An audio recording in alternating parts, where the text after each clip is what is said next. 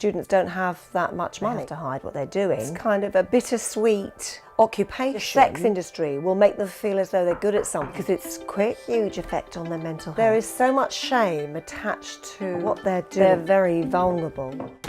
Get your kit off.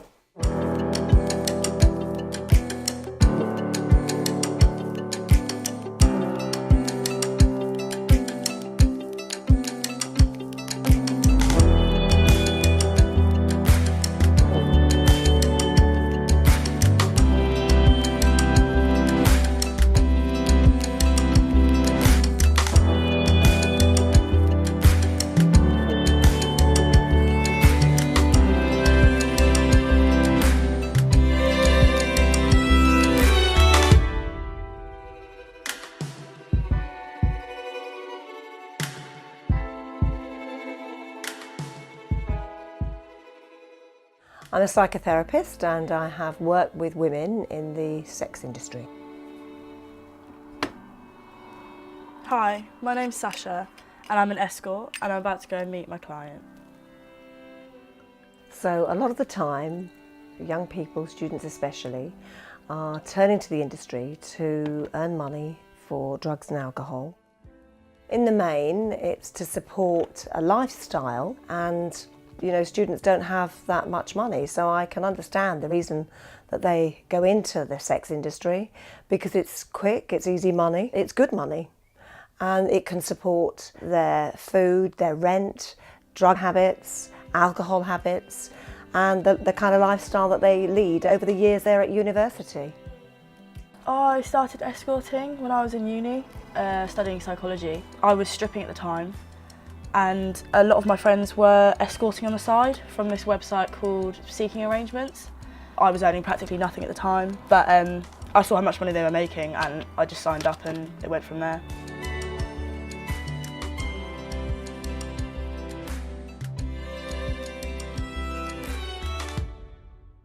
I believe somebody's history will have a huge impact on how they carry out their lives in the future. And if they've had a background where parents or significant others have given them conditions that they're not worthy or not worth anything, then they swallow that belief and they carry that label into their adult life. The sex industry will make them feel as though they're good at something because they'll get a lot of positive strokes through making sure men, or women actually, get their needs met. I haven't felt forced into anything that I've done. I've just had to support myself throughout uni. I come from a reasonably high income household, so that means I've got minimum student loan and my mum and dad wouldn't give me any money, which meant I had to find money elsewhere. I definitely did not plan on doing this for as long as I have. There have been so many times where I promised myself it would be the last time. I'm not always safe and I've had to deal with violent outbursts several times. Once I walked into a client's house and there was a group of men there, so I tried to leave. They wouldn't let me, so I had to call the police. I have had moments where I've felt completely used, degraded and sometimes not even human, but I think about it and I wouldn't be where I am today without entering into the sex industry. It's a strange thing to say, but I have been lucky enough to use these things to my advantage. There is nothing anyone can say or do that will prepare you for how you'll feel afterwards and even down the road. Yeah, I've had a lot of people say in the past, why don't you get a job at Tesco or a pub or something, but the hours are far more flexible and the money's ridiculous.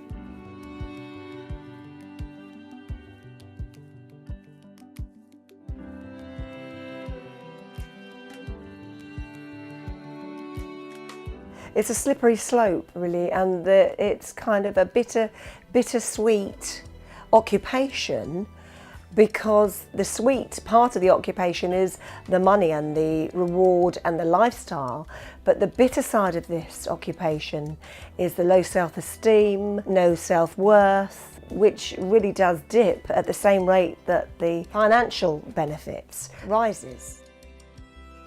From being an escort, it can escalate into prostitution, and the money can obviously get a lot better and you get used to the money, and even though it's not comfortable, it's familiar and they know how to do it. So there is a payoff, in financial payoff, but there's also a payoff in the fact that they are good at it. They become really good at it and don't feel as though they can do anything else. And I think it's very difficult for people to come out of the industry because of the rush that they can get from the sex industry. The rush through the positive strokes that they will get through the actual act itself, and the rush that they will get from the financial side. There is so much shame attached to what they're doing in the sex industry, and there's so much shame attached to the substance abuse. They have to hide what they're doing to their families and friends, and sometimes even in relationships they have to hide what they're doing because they're ashamed of that. It also has a huge impact on the way they look and how they feel about themselves, because they will be watching what they look like if they're taking their clothes off, so they'll have to watch what they're eating and watch what they're drinking so that they don't put weight on. So there are a lot of things that have an impact on them, and this has a huge effect on their mental health. So there's a real dark side to this industry too. I don't think women are aware of what they're getting themselves into when they start. I've heard of rape, I've heard of gang rape. There is a real domestic violent part to this industry too, and they're very vulnerable, scared and fragile.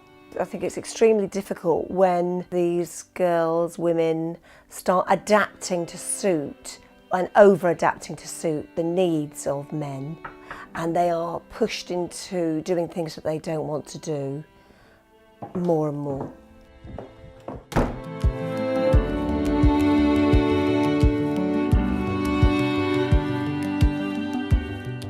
If you want to help or have ever found yourself in a similar situation, please go to any of these organisations. A lot of women who turn to work in the sex industry really need your help. These organisations provide a safe, non-judgmental place for sex workers and victims of domestic abuse.